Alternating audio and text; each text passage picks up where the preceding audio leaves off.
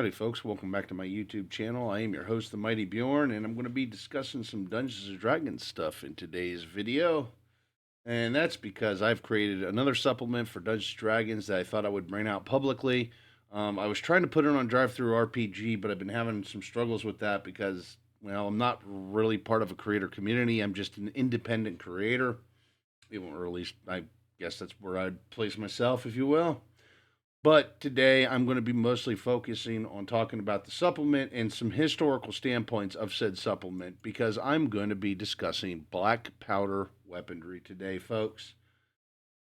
Oh, black powder weaponry. Everybody seems to have, you seem to have a kind of a mixed grab bag with black powder weaponry and how it's dealt with within Dungeons and Dragons. And there seems to be a lot of issues and oh my god, can't have black powder weaponry because of game balance.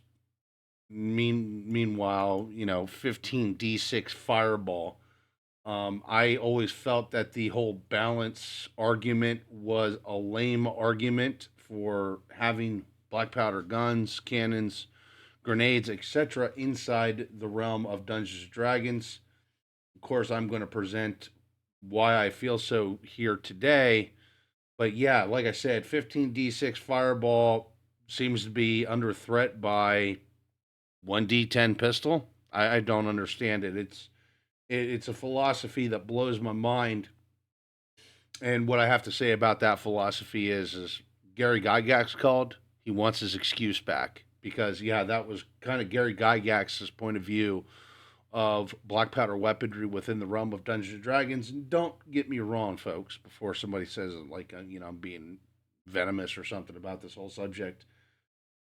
If you want to create a world without black powder weaponry, more power to you. You know, you can do what you want. It's your world. You can create it how you want to.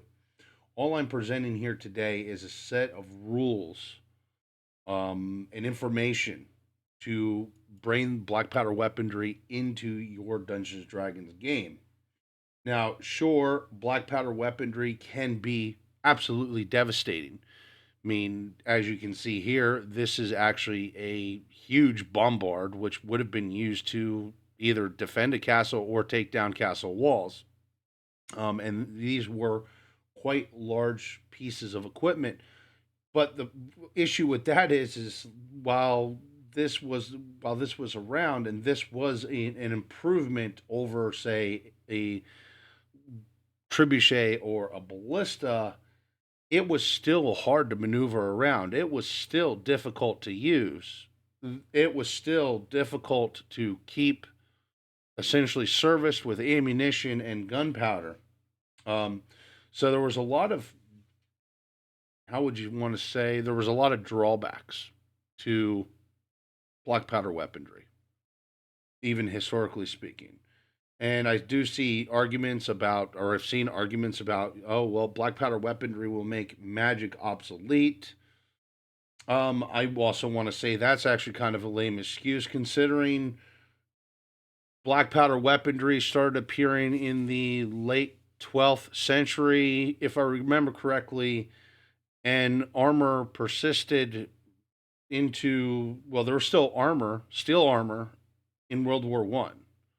And even melee weaponry was even around for World War One, and actually there was still melee weaponry that was being introduced onto the battlefield that was pretty much designed for the time. One of those would be the Model 1913 Cavalry Saber, also known as the Patent Saber. As you can see here, this is actually one of those said sabers, and this was a said saber used by the United States Cavalry at the time.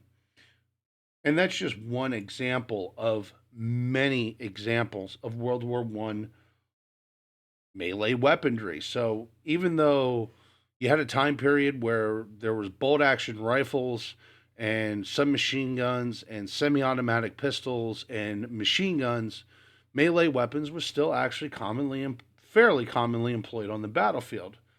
And then, of course, you also have the bayonet, which basically turns your rifle into a spear. Now, with that being said, as I said earlier, I alluded to steel armor. Here is some of that steel armor. It wasn't the best, but it could provide some protection from weaponry at the time. This armor probably would have worked pretty effectively against black powder weaponry. Probably was not so effective during World War I weaponry. As you can see there, it looks like actually the one breastplate has some holes in it, and probably from bullets nonetheless. And like I said too a bit ago, black powder weaponry has been around for quite a while. Like I said, I'm pretty sure it was like the late 12th century is when you start seeing black powder guns. We'll just say guns because I can't say black powder weaponry. That would be an incorrect statement.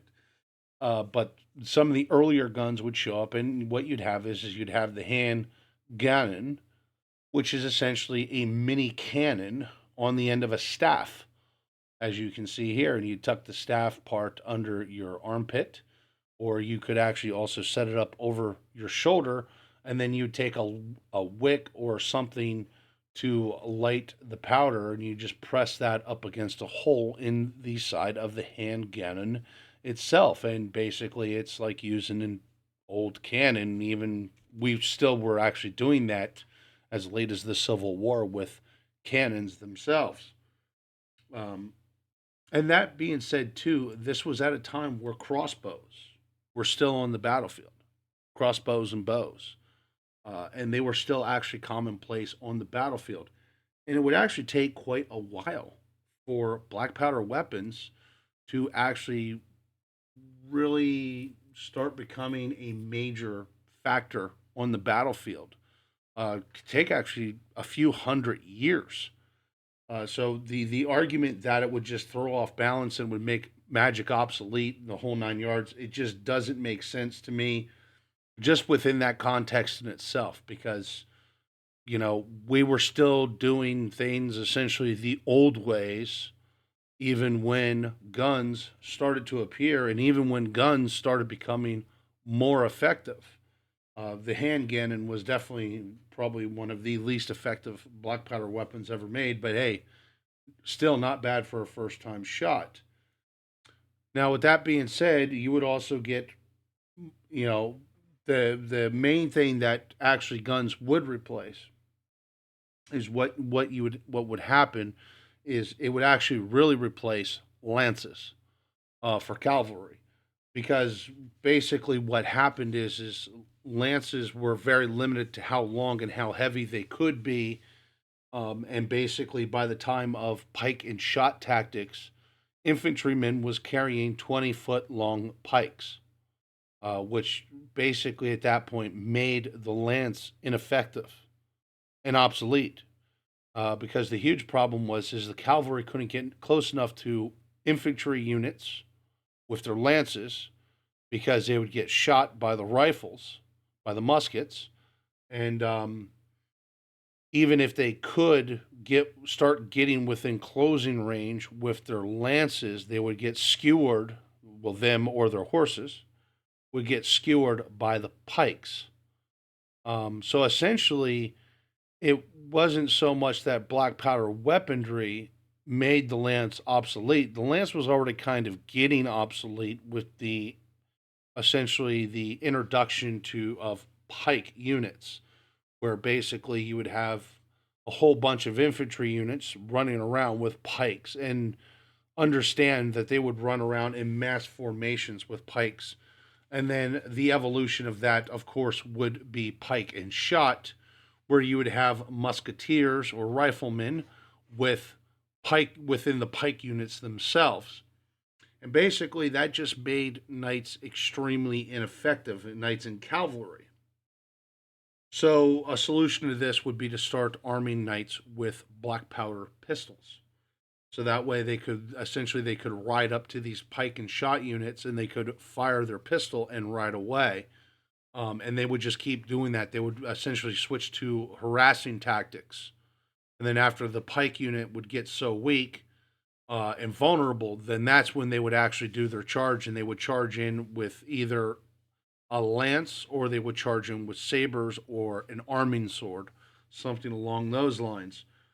So realistically, the lance didn't really become obsolete because of black powder weaponry or guns or muskets. The lance was already becoming obsolete. It just so happens that black powder weaponry or black powder guns, firearms, kind of falls within that scape of the lance becoming obsolete. Now, the main thing I would argue that did become obsolete from black powder weaponry would actually be castles. Because essentially cannons was absolutely devastating against castles, and there's a lot of misunderstanding I see out there about how effective trebuchets and ballistas and different types of siege weapons were against castles. And it's mostly got to do with Hollywood. And the problem with Hollywood here is Hollywood makes catapults and trebuchets makes it look like that when they were deployed and used against castles, that they would pretty much just knock down the castle walls like they hit tissue paper. And that is honestly further from the truth. However, that would come around with the invention of the cannon. And that cannons at the time, they didn't really have shrapnel or anything along those lines. They would be fired using either a stone or iron ball, and they would be flying at a really high velocity and would be extremely devastating to castles. And that's pretty much why castles would end up becoming obsolete because of black powder weaponry. Could you argue there's many other things within the realm of Dungeons and Dragons that should technically make castles obsolete? Oh yeah. I mean, you got dragons and griffins and other magic creatures, as well as magic itself could be definitely quite devastating against a castle when you really think about it. Now, the next thing I want to discuss, and this is another thing that my document covers, outside of black powder guns as well as black powder siege weaponry, is grenades. Grenades, essentially, the grenades of the time are nothing close to the grenades that we have now, obviously. But essentially, what you'd have is you'd have a glass or a clay or a metal hollow ball, and it would be filled with a black powder charge. It would be fed with a wick. You'd light the wick, and then you'd throw the grenade at the enemy. And grenades actually predate are actually quite old. I've seen them date as far back as ancient Egypt, supposedly. And then the grenades themselves, they would have multiple things. One thing was Greek fire. They could use that for a charge, or they would use a black powder charge. Um, I'm really, really foggy on the origin of grenades because I think there's a lot of debate on actually how old grenades or some type of throwable bomb, if you will, is realistically. Because, like I said, there's debate, and I just seen this recently that there's like this new debate on some of the stuff they've found that date back to ancient Egypt may actually be grenades and not what they originally thought they were. I don't necessarily know. Either ways, when you look at it, by the time you get to the 15th century, yes, grenades were on the battlefield. Even even the late 12th century, grenades would have been on the battlefield. Another thing my rules also covers, and this is because I have the uh, Storm Wreck supplement for my D&D 3.5 campaign, is swivel guns. Swivel guns was definitely like an important thing. They could have been used on castle walls or a fortified fence. They also were used pretty heavily on ships and could even be mounted on a rowboat. So I do have swivel guns included in the rule set as well, and swivel guns is another one of those things that, well, they're pretty old. They're quite old actually, and maybe even as old as cannons themselves. Maybe even predating some of the earlier cannons may have been some type of swivel gun. Now, of course, I'm sure the question comes up is what does all this mean for Dungeons and Dragons? Well, it means you can go download my rules and you can have information there on using guns in your D&D campaign. Now, from my understanding, and this is one reason I'm doing this video, from my understanding, guns is already in 5th edition. But that I recall correctly, guns are not in 4th edition, and I can tell you right now that black powder weaponry is not within 3.5 or at least implemented in 3.5 properly, and it's not really implemented in 3.0 properly, or really any of the previous editions. There's been some kind of, to be blunt, half-assed attempts to implement black powder weaponry into Dungeons and Dragons over the years. Advanced AD&D actually did have the art rules for the arquebus and the blunderbuss, but like I said, they were kind of half-ass implemented, and I think that's because Gary Gygax didn't really want black powder weaponry within Dungeons and Dragons itself.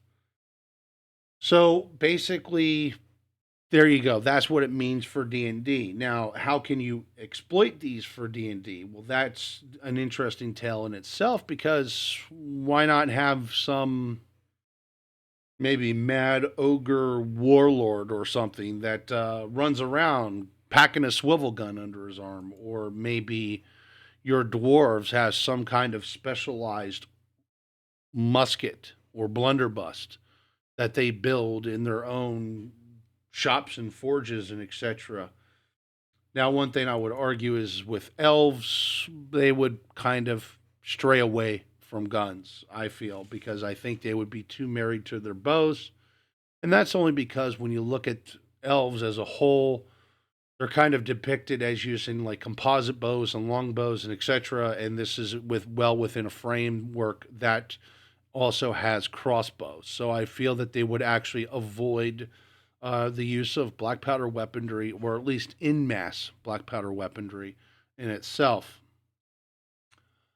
Either ways, at the end of the day, right now as it stands, because at the time of this recording, I am having issues trying to get this uploaded to Drive Through RPG.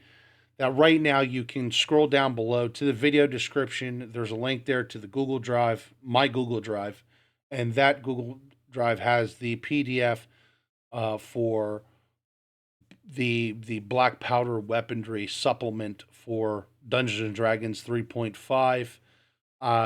Go there, download it for free, check it out.